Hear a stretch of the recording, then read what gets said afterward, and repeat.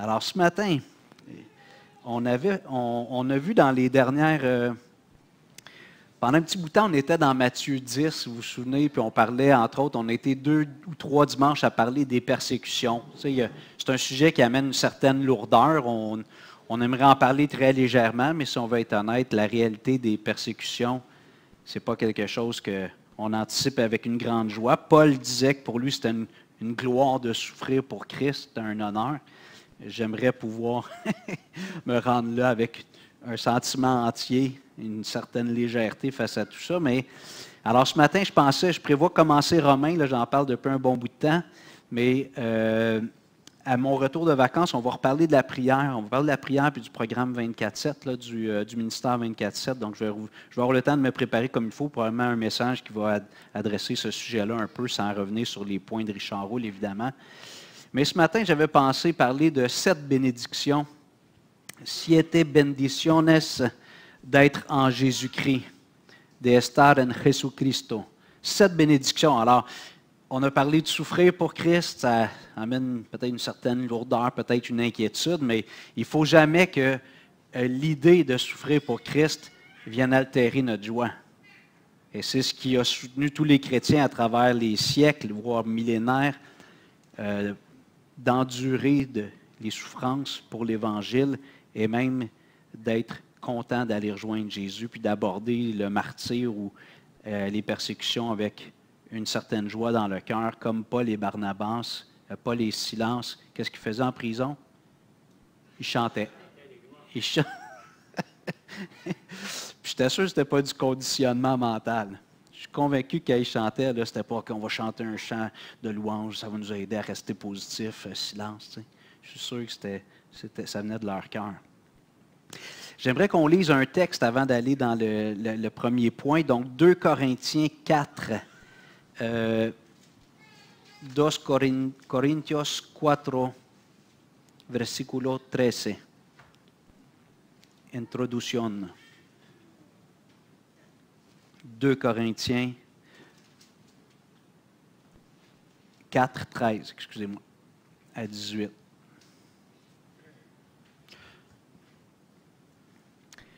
C'est pourquoi nous ne perdons pas courage, et même si notre homme extérieur se détruit, notre homme intérieur se renouvelle de jour en jour. Oh, je m'excuse, c'était verset 16, versículo 16, pardon. Okay? Je recommence, verset 16. C'est pourquoi nous ne perdons pas courage, et même si notre homme extérieur se détruit, notre homme intérieur se renouvelle de jour en jour. 17, car nos légères afflictions du moment présent produisent pour nous, au-delà de toute mesure, un poids éternel de gloire. 18, un poids éternel de gloire, parce que nous regardons non point aux choses visibles, mais à celles qui sont invisibles. Car les choses invisibles sont passagères et les invisibles sont éternelles. C'est la règle de la foi. Puis comme je dis souvent, dans un pays, au Canada, ici, où on est relativement confortable en se comparant avec le reste du monde, on est un pays de richesse et d'abondance, c'est facile de marcher par la vue, puis de se fier aux choses visibles. Et là, Paul, il dit, si notre homme extérieur se détruit de jour en jour, j'ai l'impression qu'il ne parle pas juste de la maladie. Oui, il y a la maladie, mais lui-même a été maltraité physiquement, 2 fois laissé pour mort. Fait qu'il devait avoir des cicatrices de ses combats ou de ses persécutions. Donc, si notre homme extérieur se détruit, notre homme intérieur se renouvelle de jour en jour. Ça, c'est la bonne perspective. On ne regarde pas aux choses visibles parce qu'elles sont passagères, donc comme la santé, comme l'apparence physique, on vieillit. J'ai vieilli d'1 an hier, j'ai un petit peu plus de cheveux blancs ce matin. Non, c'est pas vrai. En tout cas, je ne sais pas. Alors, regardons puis méditons un peu ce matin sur 7 bénédictions qu'on a en Jésus-Christ. Alors, Éphésiens 1, s'il vous plaît. Efesios 1, versículo 13. Choisi par Dieu avant la création du monde. Choisi par Dieu, elegidos por Dios antes de la creación del mundo. Éphésiens 1, 3 à 6. Si jamais je me trompe, vous me le dites, OK? Avec un petit peu la version hybride. Béni soit le Dieu et Père de notre Seigneur Jésus-Christ, qui nous a bénis de toute bénédiction spirituelle dans les lieux célestes en Christ. 4. En lui, Dieu nous a élus avant la fondation du monde pour que nous soyons saints et irréprochables devant lui. 5. Il nous a prédestinés dans son amour à être ses enfants d'adoption par Jésus-Christ, selon le bon plaisir de sa volonté. 6. Pour célébrer la gloire de sa grâce dont il nous a favorisés dans le bien-aimé. La première bénédiction que j'aimerais souligner, la primera bendición, que Dieu nous a choisis avant la fondation du monde. C'est absolument merveilleux. Si Dieu a fait un choix, Dieu, ce n'est pas le genre d'individu qui change d'idée, qui se remet en question et dit « j'ai peut-être fait une erreur ». Avant la fondation du monde, Dieu savait que j'allais être un enfant de Dieu. C'est absolument merveilleux. Ma sécurité, ma joie, mon repos que je trouve dans mon âme se trouve premièrement dans cette réalité-là, c'est que Dieu m'a choisi. Alors Paul nous dit ici en Christ que Dieu nous a bénis de toute bénédiction. Alors on en regarde juste 7 ce soir, puis à travers les textes, on en voit plus que 7. Mais j'en ai comme relevé 7. Mais ici, Paul nous dit que dans les lieux célestes, en Jésus-Christ, Dieu nous a bénis de toute bénédiction spirituelle. Maintenant, j'aimerais prendre le temps rapidement quand même d'expliquer qu'est-ce que ça veut dire être en Christ. Parce que tous les textes qu'on va regarder contiennent cette expression d'être en Christ. Qu'est-ce que ça veut être d'être en Jésus-Christ? En fait, c'est le point de départ de la vie chrétienne. Le point de départ de la vie chrétienne, c'est d'être en Christ. Évidemment, dans la pensée du Dieu éternel, tout est un éternel présent. Pour Dieu, il n'y a pas de hier, de demain, il y en a parce qu'il a créé le temps, mais pour lui, tout est un éternel présent. Maintenant, on le verbalise avec notre compréhension des choses dans l'espace-temps. Mais d'être en Jésus-Christ, c'est le point de départ. C'est lorsque, après que soit quelqu'un m'a partagé l'Évangile, soit que j'ai lu la Bible, soit que j'ai trouvé un petit dépliant d'une littérature évangélique, j'ai compris que je suis un pécheur. J'ai compris que je suis un pécheur, puis que Dieu, lui, est juste. Dieu est parfait et que je suis dans une situation périlleuse. Moi, je suis pécheur, Dieu est saint, Dieu est juste, puis je ne peux pas passer l'éternité avec Dieu à cause de mes péchés.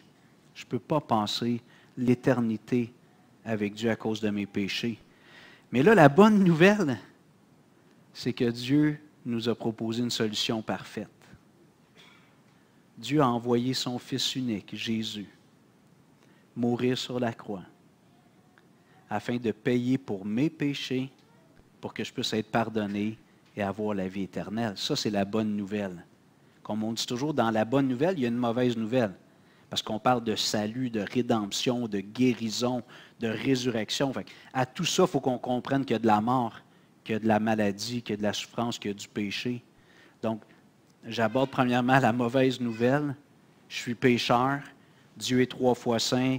Je ne peux pas habiter dans sa présence pour l'éternité. Il faut que je règle mon problème. Et Dieu a décidé de résoudre ce problème-là, qui est un problème pour moi, d'exprimer à la fois son amour, sa justice, en envoyant Jésus mourir sur la croix. Et lorsque Jésus est mort sur la croix, Jésus a été mon remplaçant. Jésus a été mon substitut. Il est mort pour mes péchés et pour les tiens, si tu fais la prochaine étape. C'est disponible. On dit des fois, ses bras étaient grands ouverts pour accueillir le monde. Tout le monde qui veut venir à Jésus, ses bras sont ouverts. Qu'est-ce que je dois faire? Confesser mes péchés. Dire à Dieu, je suis un pécheur.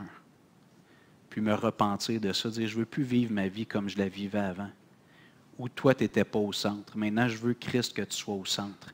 On a vu la semaine passée, Jésus a dit, si quelqu'un veut être mon disciple, qu'il renonce à lui-même, qu'il charge de sa croix et qu'il me suive. Donc ça fait partie du processus. Je choisis Jésus au lieu de moi. C'est plus moi qui va être le centre. Je cède tous mes droits à Jésus. De toute façon, il nous a créés a priori, mais... Et je place ma confiance. Je dis, Seigneur, je suis un pécheur, je suis perdu, et j'ai besoin, Seigneur, de ton pardon. Je crois que tu es mort pour mes péchés, Jésus. Et j'accueille ton pardon, ta grâce. Et maintenant, je vais marcher en nouveauté de vie avec toi. Amen. Ça, c'est là que ça commence à être en Christ. C'est comme ça que ça commence. Être en Christ. Et lorsqu'on est en Christ, lorsqu'on fait ce pas de foi, de repentance et de foi, toute bénédiction spirituelle dans les lieux célestes deviennent nôtres, deviennent miennes. Alors le premier, c'est que Dieu m'a choisi avant même que le monde fût créé. Je relis le passage rapidement, toujours Éphésiens 1, 2, Ephésios 1, 4. En lui, en Christo, en Jésus, Dieu nous a élus avant la fondation du monde pour que nous soyons saints et irréprochables devant lui. C'est intéressant ici. Dieu nous a choisis pour qu'on puisse être acceptable. Il m'a choisi pour que je passe par ce processus de purification spirituelle par la mort de Jésus, pour que je puisse être acceptable, irréprochable devant lui. C'est quelque chose hein, quand on pense au salut. À travers Jésus, je me tiens devant Dieu, puis je suis sans reproche. Je peux vous dire que si moi je m'examine puis je fais moi-même un bilan, j'en ai des reproches à me faire. Mais à travers Jésus, Dieu voit un homme qui est sans reproche, infaillible, en quelque sorte. Deuxième bénédiction, Pagina 2.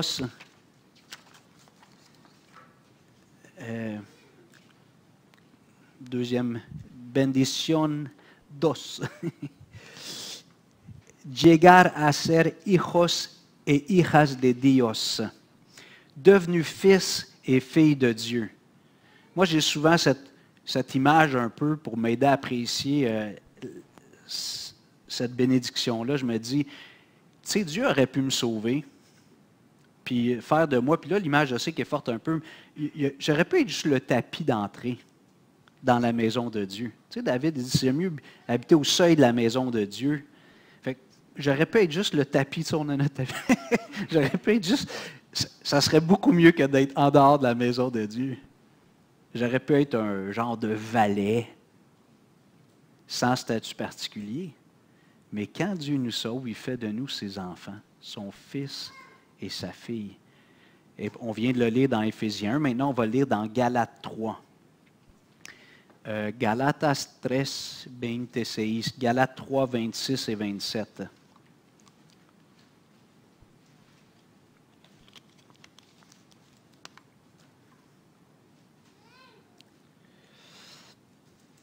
Alors, Dieu nous a choisis avant la création du monde. Deuxièmement, verset 26, Galates 3, 26, Galatas 3, 26, car vous êtes tous fils de Dieu par la foi en Jésus-Christ. Vous tous qui avez été baptisés en Christ, vous avez revêtu Christ. Encore deux autres bénédictions qui sont dans le texte, mais on est devenus fils et filles de Dieu. Plusieurs d'entre nous, on a eu le privilège d'être parents.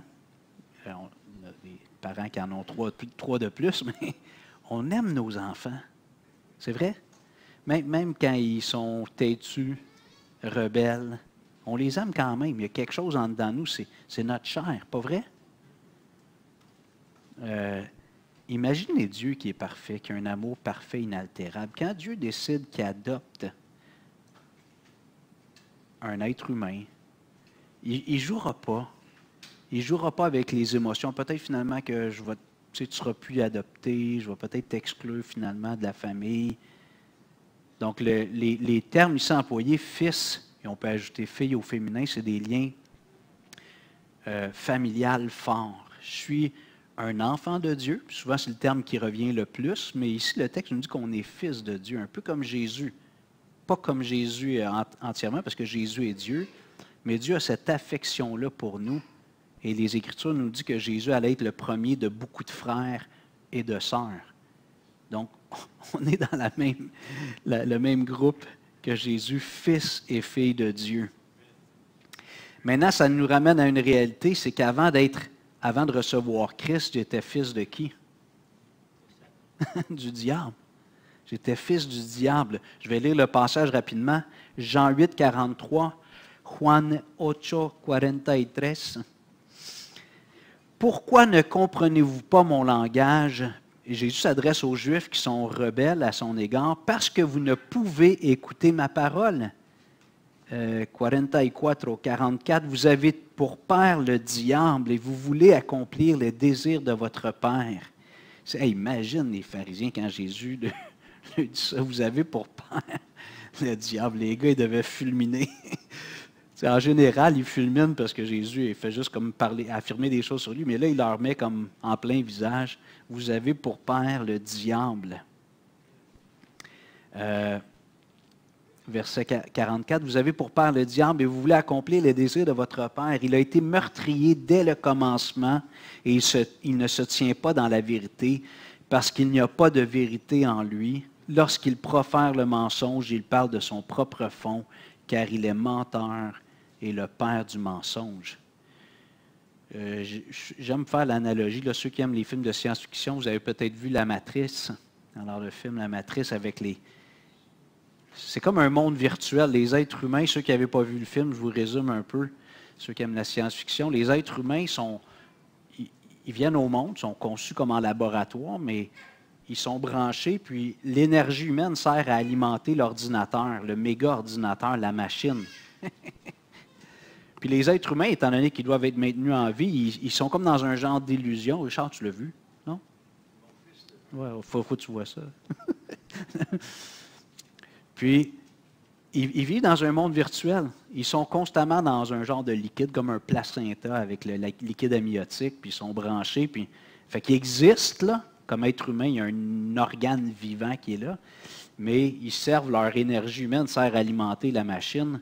Mais pourtant, ils pensent qu'ils vivent dans un monde réel. Tu sais, ils circulent, puis ont une vie sociale, puis tout ça. Mais à un moment donné, Morpheus, il symbolise un peu Jean-Baptiste, qui est celui qui prépare la venue du Messie, parce qu'il y a des parallèles incroyables avec le Messie. Dans tout ça, Néo, c'est lui qui va délivrer l'humanité éventuellement de cette emprise-là. Il lui dit, il lui présente deux pilules, une rouge puis une bleue. Puis il dit, si tu prends la bleue, tu restes dans le monde illusoire. Si tu prends la rouge, tu vas faire face à la réalité.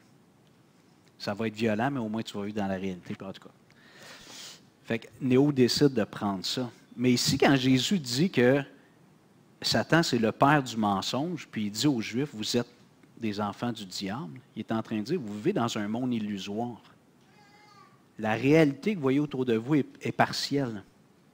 Mais quand on accepte Christ, et plusieurs d'entre nous, on pourrait témoigner, on ne l'a peut-être pas tous vécu de la même façon, mais on s'est convertis et on a commencé à voir les choses différemment. Okay? Je pense surtout quand on se convertit à l'âge adulte, je pense, là. Mais on a comme cette prise de conscience. Je vous ai raconté Gilles Saunier, un homme qui est maintenant avec le Seigneur, qui était pasteur à Sept-Îles, Saint-Hubert. Il s'est converti à Sept-Îles, puis Monique, sa femme, me racontait cette année le témoignage de conversion de Gilles. Je l'avais déjà entendu, mais je n'avais pas ce détail-là. Il s'est converti avec Michel Habib, ceux qui connaissaient Michel Habib à Sept-Îles. Puis il vient de se convertir, puis là, il va devant la fenêtre, puis il est tout pâmé. Il dit, ah, sont beaux les arbres! Il avait l'air d'un gars un petit peu sous influence. Ah, les oiseaux sont beaux! Wow, je ne savais pas que c'était... Même le monde physique, il le voyait autrement. Moi, je me souviens des choses que j'ai beaucoup aimées quand je me suis converti, c'est des éléments naturels, c'est les nuages. Pendant une couple d'années, Lynn m'avait fait un cadeau, même m'avait acheté un petit livre pour connaître les cumulonimbus, stratus, ainsi de suite. Là, je ne me souviens plus maintenant, là, j'avais étudié ça un peu, mais on voit les choses. Évidemment, il y a le monde physique qu'on peut percevoir autrement, parce que là, on voit la main de Dieu dans toute sa création. On découvre l'artiste, on voit l'artiste à travers ses œuvres. Alors, avant d'être en Christ, on était des enfants du diable. Ça, c'est la réalité. Je sais que c'est une réalité qui cogne, mais c'est ça la réalité, selon les paroles de Jésus. Et quand on est en Christ, on devient un fils, une fille de Dieu. On change d'affiliation. Avant, on était descendant ou fils du diable. Maintenant, on devient fils et fille de Dieu. Jean 1,12 nous dit, en parlant de Jésus, la parole faite chair, mais à tous ceux qui l'ont reçu, ceux qui ont reçu Christ, il a donné le pouvoir de devenir enfant de Dieu. Quand tu reçois Christ, tu deviens un enfant de Dieu. Des fois, les gens, quand on annonce l'Évangile, vont dire, on est tous enfants de Dieu en parlant de tous les êtres humains. Bien, je dis, j'aimerais ça vous donner un autre point de vue. La Bible nous dit qu'on est tous des créatures de Dieu, mais on n'est pas tous enfants de Dieu. Ça, il doit arriver un événement dans notre vie pour qu'on devienne un enfant de Dieu. Ou on est tous des créatures de Dieu. On porte en quelque sorte l'image de Dieu en nous, qui est flétrie, qui est affectée à cause du péché, mais il faut qu'on naisse de nouveau dans la famille de Dieu. Jean 1, 12, Jean 3, 3 et 5. Troisième bénédiction. Tercera bendición, página 2. La gracia nos fue data antes de que el mundo existiera. La grâce nous fut donnée avant que le monde existât. C'est ce qui est merveilleux avec Dieu. Moi, je pense à ça, puis je suis encore émerveillé, là. Dieu est atemporel. C'est peut-être pas le bon mot, là, mais Dieu est au-dessus du temps. C'est Dieu qui a créé le temps. Tu sais, moi, je vois un peu, tu fais une recette, puis tu mets du sel, du poivre. Pour Dieu, lui, il y a la création, puis à un moment donné, il a mis le temps. Il a mis l'espace. Mais lui, il est au-dessus de tout ça. Et pour Dieu, avant même que le monde existe, dans sa pensée, j'étais déjà gracié. C'est merveilleux. Comme Paul dit à la fin de Romains 8, à la fin de Romains 11, il dit, c'est trop grand pour moi tout ça. Tu sais, qui a été le conseiller du Seigneur? Comment on peut comprendre toutes ces choses? Ça nous dépasse. Ses pensées sont au-dessus de nos pensées, ses voies sont au-dessus de nos voies. Mais avant même que le monde existe, maintenant que je suis un enfant de Dieu, je sais que j'étais déjà par anticipation, en quelque sorte, dans la pensée de Dieu, pas dans mon expérience quotidienne. J'étais déjà gracié. Dieu m'avait déjà fait grâce. 2 Timothée 1, s'il vous plaît. 2 Timoteo 1, 7. 2 Timothée 1, 7.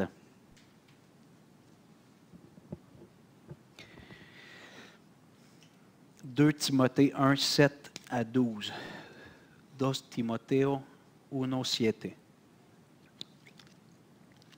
Car ce n'est pas un esprit de timidité que Dieu nous a donné. Au contraire, son esprit nous remplit de force, d'amour et de sagesse. 8.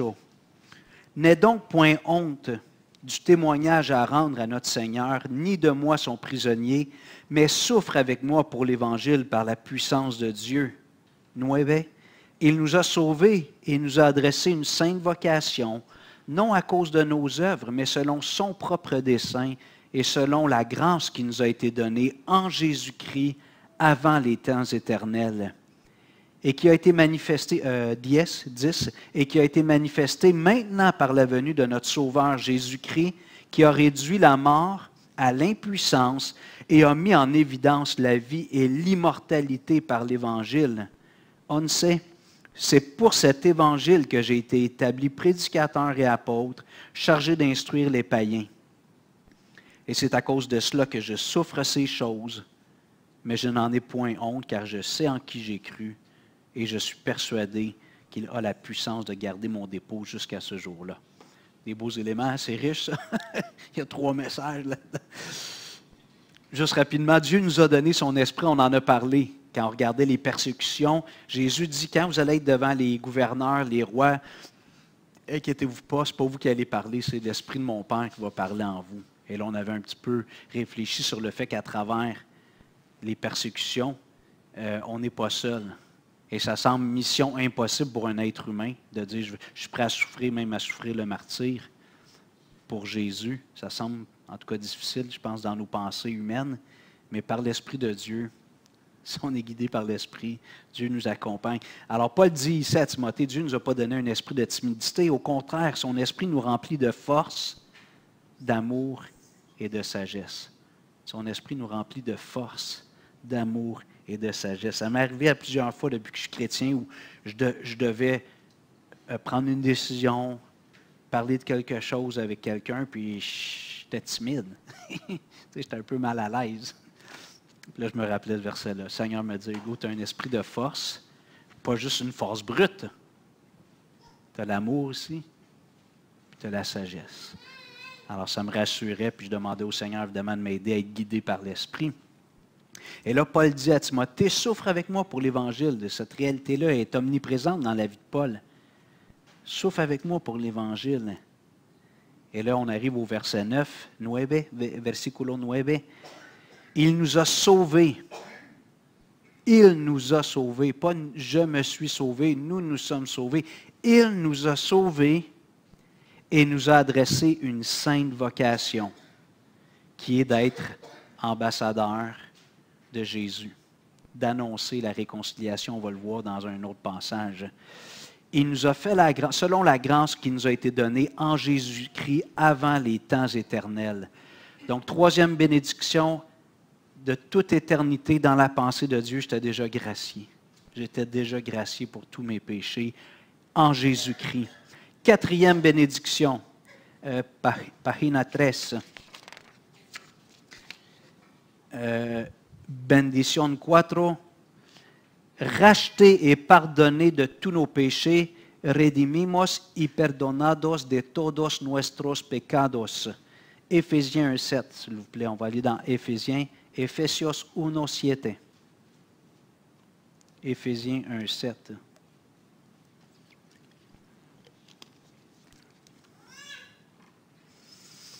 Je ne sais pas si vous êtes comme moi, mais des fois, je trouve que la vie ne va pas à mon goût, fait que j'ai beaucoup de choses à demander au Seigneur. Si tu peux arranger ça, si tu peux arranger ça, si tu peux arranger ça. Puis là, des fois, je me dis, je suis bien ingrat.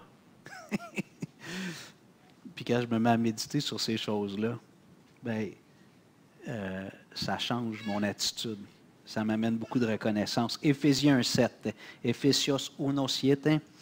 En lui, nous avons la rédemption par son sang, le pardon des péchés, selon la richesse de sa grâce. Un synonyme pour rédemption, ça pourrait être quoi? Rachat. OK. Ta dette est payée. En anglais, des fois, on fait des achats en ligne maintenant, là, tu sais, avec l'Internet, tout ça. Puis des fois, tu peux redeem, là, ça veut dire tu vas chercher ton coupon. Tu sais. Il y a le mot redeem. On ne l'utilise pas beaucoup en français, mais la rédemption, c'est d'être racheté. Ça veut dire que j'appartenais à quelqu'un d'autre avant. Dieu nous a rachetés. Et il y a eu un prix. Comme on dit souvent, quand on annonce l'Évangile, c'est gratuit. Éphésiens 2, 8, 9 est clair. C'est un don gratuit. Mais on aime dire que c'est gratuit parce que quelqu'un a payé. Si Roger m'emmène au restaurant, puis il me dit, Hugo, c'est gratuit, puis que quand on sort, il dit, vite, il veut que je cours, c'est parce qu'il n'a pas payé. Mais je m'attends, si Roger me dit, Hugo, c'est gratuit, je vais dire, merci mon frère, merci de me payer le restaurant. S'il me dit, viens-t'en, Hugo! Là, je vais dire, attends un peu, on va aller payer. Alors, quand c'est gratuit, en général, il y a quelqu'un qui paye, pas vrai? Même si c'est le propriétaire qui dit c'est gratuit, et lui, il l'a payé. Tu sais, il a payé ses employés qui ont cuisiné. Là. Alors, le salut est gratuit, oui, pour nous, mais quelqu'un a payé. C'est qui? C'est Jésus. Dieu aussi, là, parce qu'il a donné son Fils, mais on va se concentrer sur Jésus. Pierre dit qu'on n'a pas été racheté par de l'or ou de l'argent périssable, par des choses périssables, mais par le sang précieux de Christ. C'est le sang de Jésus, la mort de Jésus. On l'a commémoré ce matin en prenant le pain, en prenant la coupe. C'est le corps et le sang de Jésus qui a été le prix de notre achat. Imagine, imagine si Dieu, on va le voir tantôt, on n'aura peut-être pas le temps, le temps passe, mais Paul dit dans Romains 8, on va y aller tantôt, mais il dit que Dieu n'a pas épargné son propre Fils. J'aime tellement ce verset-là, mais il l'a livré pour nous. Dieu n'a pas été cheap. Vous comprenez? Dieu n'a pas été cheap. Il a payé le prix fort pour que Hugo puisse être racheté. Il a donné son Fils. André. Dieu était en Christ. Oui. Réconcilié, oui. Christ était dans l'œuvre de la rédemption. Amen. Avec Dieu. Oui. Amen. Comment on ne peut pas être reconnaissant tout le temps? Tout le temps. J'y arrive pas souvent, mais le matin, des fois, je me réveille, puis avant de mettre mes pieds, comme je disais avant que mes pieds touchent le sol, j'essaie de me rappeler Galates 6, 14, je pense, 15, 16. Paul, il dit pour moi, c'est rien d'être circoncis. Ce n'est pas ça qui est important. Ce qui est important, c'est d'être une nouvelle création. Il dit, je vois le monde à travers Jésus. Maintenant, toute ma vie est vécue à travers Jésus. Puis ben, quand je pense à ça, ça me part bien. Paul dit, loin de moi la pensée de me glorifier d'autre chose que de la croix de Jésus. Puis ça m'aide à bien partir ma journée, de me rappeler ce verset-là. Racheter et pardonner. J'aimerais qu'on puisse aller lire Jérémie 31. Le J, c'est Jérémias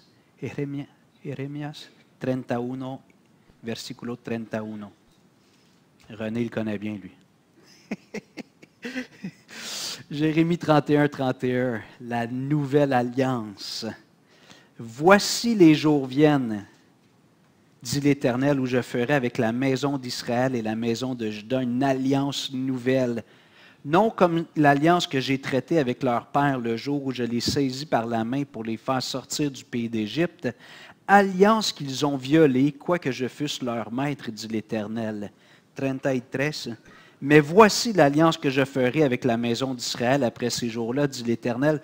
Je mettrai ma loi au-dedans d'eux, je l'écrirai dans leur cœur, et je serai leur Dieu, et ils seront mon peuple.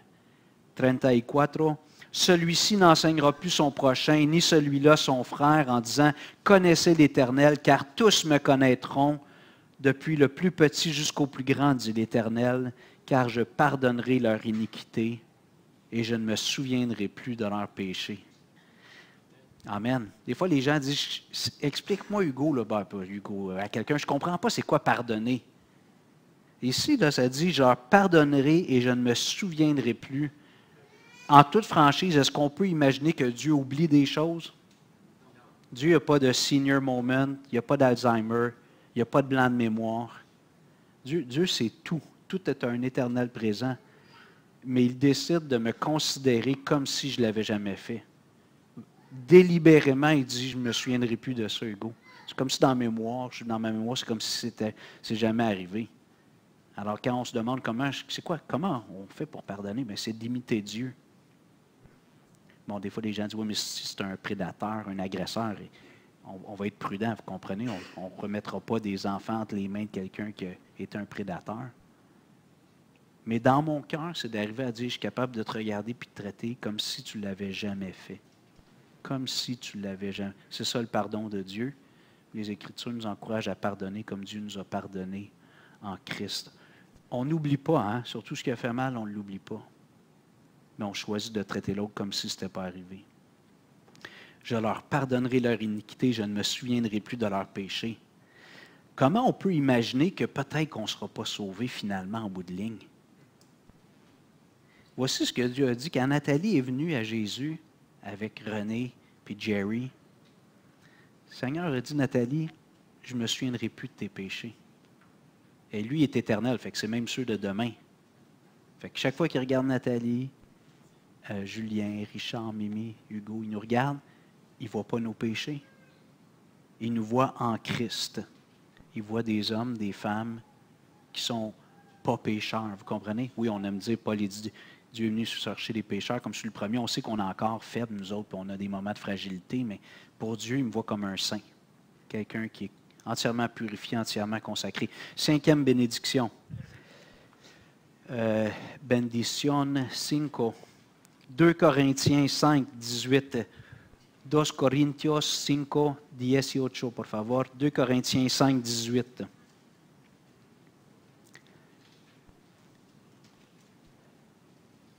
Justifiés devant Dieu, et la justice parfaite de Christ nous est imputée.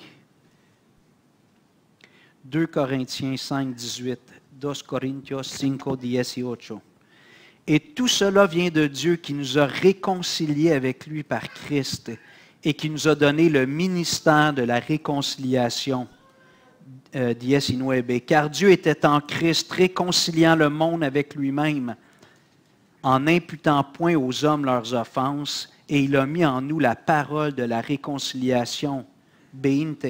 Nous faisons donc les fonctions d'ambassadeurs pour Christ, comme si Dieu exhortait par nous. Nous vous en supplions au nom de Christ, Soyez réconciliés avec Dieu. 21. Celui qui n'a point connu le péché, il l'a fait devenir péché pour nous, afin que nous devenions en lui justice de Dieu. Ricardo. ¿Quién es el que no tuvo conocimiento del pecado? ¿Quién es este hombre? ¿Sabe? Non? C'est Jésus, Christo. Jamais connu, peut-être la traduction n'est pas bonne, excusez-moi. Jésus n'a pas connu le péché. Celui qui n'a point connu le péché, il l'a fait devenir péché. Le texte est fort, c'est pas juste il a pris les péchés, on souvent utilise cette expression-là, mais il dit il est devenu péché. Il n'a pas eu le cancer, il est devenu cancer. Vous comprenez? Il est devenu péché pour nous, afin que nous devenions en lui justice de Dieu. Jésus est devenu péché pour que moi, qui ai un pécheur, je puisse devenir justice, grâce à Christ. On va aller voir Colossiens 1. Colossenses 1, 19. Colossiens 1, 19.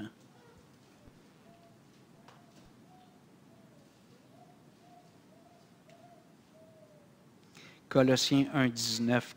Car Dieu a voulu que toute plénitude habite en lui. Il a voulu par lui réconcilier tout avec lui-même, tant ce qui est sur la terre que ce qui est dans les cieux, en faisant la paix par lui, par le sang de sa croix. Et vous qui autrefois étiez étrangers et ennemis par vos pensées et par vos mauvaises œuvres, il vous a maintenant réconciliés par sa mort dans le corps de sa chair pour vous faire paraître devant lui saints, irrépréhensibles et sans reproche. Verset 21. Et vous qui étiez autrefois étrangers et ennemis par vos pensées, nous étions ennemis de Dieu. On était des criminels, des bandits, des coupables à cause de même nos pensées, nos mauvaises pensées. Mais grâce à Jésus, Jésus a pris ma place dans le tribunal de Dieu. Il a pris la place du condamné, du coupable, puis il m'a accordé sa justice. L'apôtre Paul dit, j'aime bien le verset, je vais le lire rapidement, Philippiens 3, 8 et 9. Página 4. Filipenses 13, 8, Philippiens 3, 8 et 9. Et même, je regarde toute chose comme une perte à cause de l'excellence de la connaissance de Jésus-Christ, mon Seigneur, pour lequel j'ai renoncé à tout, et je les regarde comme de la boue, afin de gagner Christ, et d'être trouvé en lui, non avec ma justice, celle qui vient de la loi, mais avec celle qui s'obtient par la foi en Christ, la justice qui vient de Dieu par la foi. Le jour où je vais me présenter devant Dieu, puis je l'expérimente maintenant depuis que je suis en Christ, c'est la justice de Jésus qui est sur moi. Dieu a pris tous mes vêtements sales, mes souillures, mes péchés, puis il les a mis sur Jésus. Et il a pris la justice de Jésus, puis il l'a mis sur moi. Alors quand Dieu le Père regarde Hugo, qui est maintenant en Jésus-Christ, Dieu voit un homme parfaitement juste, comme Jésus. C'est merveilleux. C'est merveilleux. 6e bénédiction. Bendición 6. Llegar a ser nuevas creaciones. Devenu de nouvelles créations. Jusqu'à présent, tout ce qu'on a parlé, à la limite, ça peut surtout parler ça peut rester un peu cérébral puis théologique.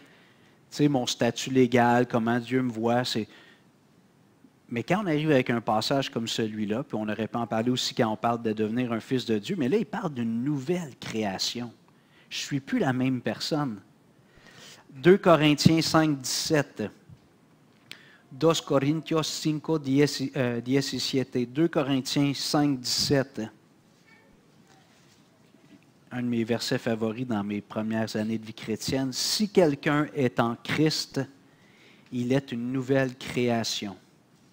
Les choses anciennes sont passées, voici toutes choses sont devenues nouvelles. Wow! Si tu acceptes Christ, peu importe tout ce qui s'est passé dans ta vie avant, Dieu fait comme un gros reset. Tu sais, au baseball, là, ils comptent les prises. Là. Dieu fait un gros reset. Il ne te considère plus selon ton passé. Maintenant, c'est une nouvelle vie qui commence avec Jésus. Une nouvelle création, renaissance, homme nouveau, femme nouvelle. Et je me souviens d'un homme à l'église de Longueuil, avant qu'on parte pour Rivière-du-Loup, il a accepté le Seigneur. Puis, je lui parlais du baptême, puis il était toujours hésitant, il ne voulait pas se faire baptiser. Puis à un moment donné, je dis, voyons, peu importe, j'ai un blanc pour son prénom. Je lui ai dit, pourquoi tu ne veux pas te faire... Ah, Gaston, pourquoi tu ne veux pas te faire baptiser? Il dit, Hugo, tu ne sais pas tout ce que j'ai fait dans le passé. Là, je me suis dit, il n'a pas compris la grâce. Il avait accepté Jésus, tu sais, puis il venait à l'église, on faisait des études bibliques, mais on faisait le maître et son disciple, on arrive au baptême là, rapidement. Pourquoi tu ne veux pas te faire baptiser? Qu'est-ce qui t'empêche? Il dit, tu ne sais pas ce que j'ai fait avant. Il a fait de la prison, c'est un gars qui a fait un peu de prison. Là. Fait que là, j'ai dit, j'aimerais ça reparler avec toi de l'Évangile. Puis là, on a parlé de la croix.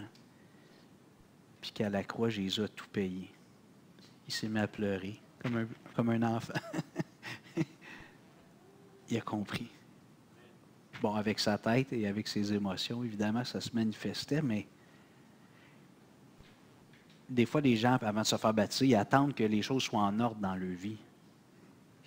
Pratiquement, ça n'arrivera jamais, là. Soyons honnêtes. Là. Moi, je ne serais pas baptisé encore. Vous comprenez? Oui, c'est ça. Mais quand on comprend la grâce, on dit, OK, maintenant, Dieu considère, je suis une nouvelle création. Dans les premiers temps, là, les gens faisaient profession de foi, puis rapidement après, on les baptisait. Nous, on est un petit peu plus procédural. Je pense qu'il y a de la sagesse dans ça, mais en tout cas, mon opinion. Tu n'as pas besoin d'attendre d'être parfait ou d'être rendu chrétien 4e année pour te faire baptiser. Tu as accepté Christ, tu as choisi de suivre Jésus, tu lui as cédé tous tes droits. C'est le temps d'y aller. Vas-y.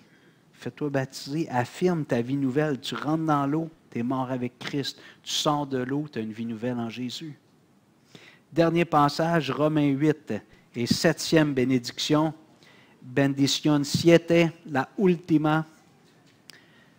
Aimé par Dieu d'un amour indissoluble. En Christ, amado por Dios con un amor indisoluble. Romanos 8:38.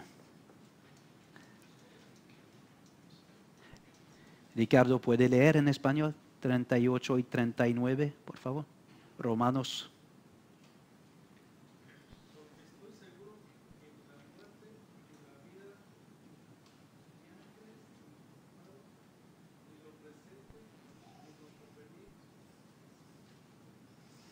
Sí, 39.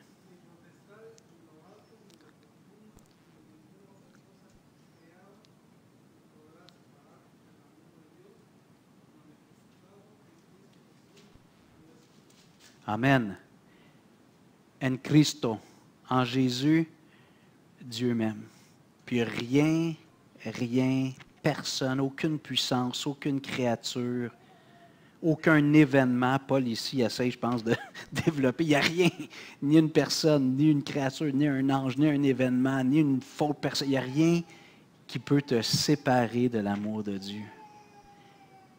Lorsque tu es en Christ, Dieu t'aime à mourir, littéralement. Il n'y a jamais rien qui va dissoudre ce lien d'amour entre moi et Dieu. C'est pas merveilleux, ça? Je vous invite à vous lever, on va prier, on va rendre grâce à Dieu. Oramos. Seigneur, on veut te remercier pour ces 7 bénédictions. Évidemment, on est béni infiniment en Jésus. La liste n'a pas de fin. Puis on a vu plein d'autres belles bénédictions dans les textes qu'on a lus. On aurait pu en énumérer une vingtaine certainement à travers ces textes. Mais Seigneur, on veut te louer, on veut t'adorer. Merci de m'avoir accordé cela en Christ. Quand je considère ces choses qui sont invisibles et que je les compare aux choses visibles de ce monde, c'est rien ce monde. C'est rien le monde actuel à comparer en comparaison avec ce que j'ai en Christ. Dès maintenant, puis certains éléments sont comme à venir dans l'espace-temps, mais c'est déjà garanti, c'est scellé. Aucun événement, le temps ne peut me séparer de ton amour. Comme Paul dit un peu plus haut, si Dieu est pour nous, qui sera contre nous? Qui peut nous condamner? C'est Dieu qui justifie. Dieu a donné son Fils pour me racheter. Penses-tu que quelqu'un va pouvoir se mettre entre Dieu et moi? Il a donné son Fils pour me sauver. Merci Seigneur pour toutes ces bénédictions. Le rachat, l'adoption, l'élection, le pardon, la justification, la nouvelle création. Depuis toute éternité, Seigneur, ta grâce qui a été appliquée sur moi de toute éternité. Ça me dépense, franchement. C'est beaucoup trop grand pour ma petite cervelle. Mais je le reçois simplement parce que tu l'as dit. Et quand tu dis quelque chose, c'est toujours vérité. Seigneur, je te prie que ceux qui n'ont pas fait cette expérience d'être en Christ, que tu touches leur cœur ce matin, qu'ils fassent ce pas de foi, de reconnaître leur état de pécheur, leur état inacceptable devant toi, le Dieu parfait, 3 fois saint, parfaitement juste, et qu'ils viennent à Jésus, mort à la croix pour recevoir le pardon des péchés, qu'ils se repentent de cette vie où Christ n'était pas au centre, et qu'ils disent, tel que je suis, Seigneur, je viens à toi pour recevoir ton pardon, ta vie, devenir une nouvelle création. Fais-le, s'il te plaît, notre Dieu. Au nom de Jésus. Amen. Merci.